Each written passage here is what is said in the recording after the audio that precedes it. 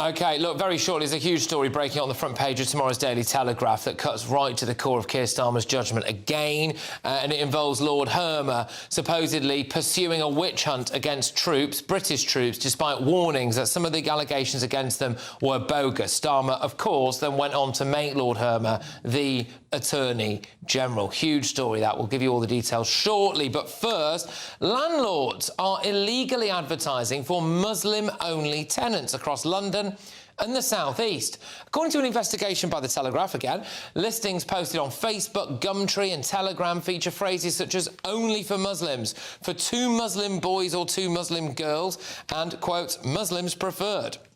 On Facebook, dozens of listings state they prefer Muslim boy, 1 double room is available for Muslims and suitable for a Punjabi boy as well, though. So that's all right, they've not left the Punjabis out, fantastic.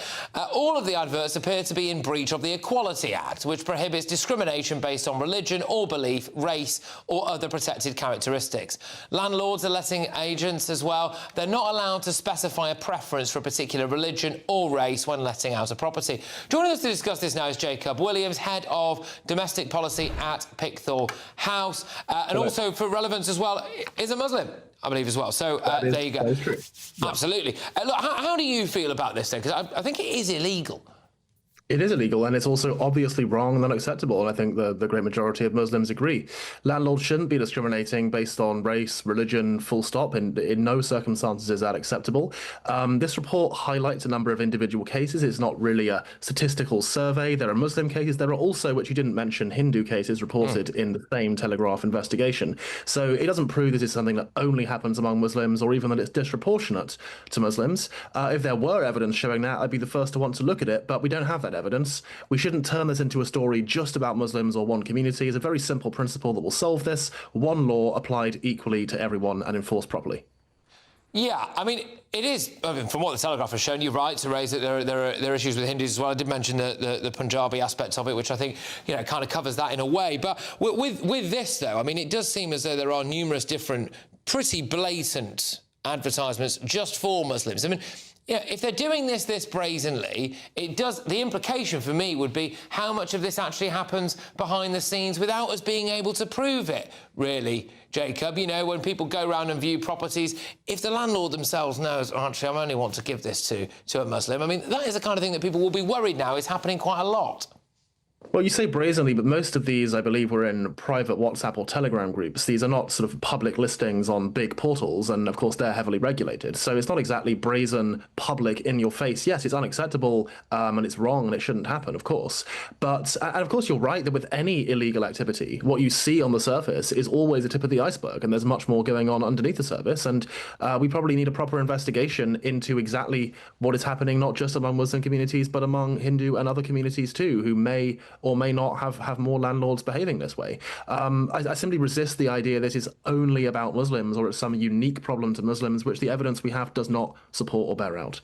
This harks back to the days of no blacks, no Irish, doesn't it?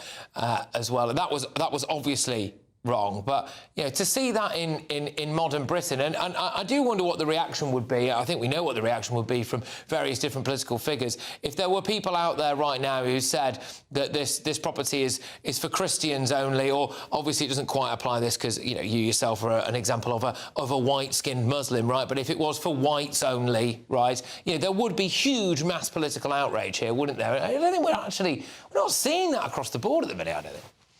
Well, I think that's true, and that's very fair. And I think that across the political spectrum, there is a tendency to want to highlight the wrongs done to your own tribe, your own in-group, your own side, and not to apply the law fairly and equally. And that's why it's all the more important when cases like this come up that our reaction is to go back to basic principles, like enforcing the law against discrimination with no exceptions, applied equally to everyone. That's the only way we're going to have integration, the only way we're going to get through this.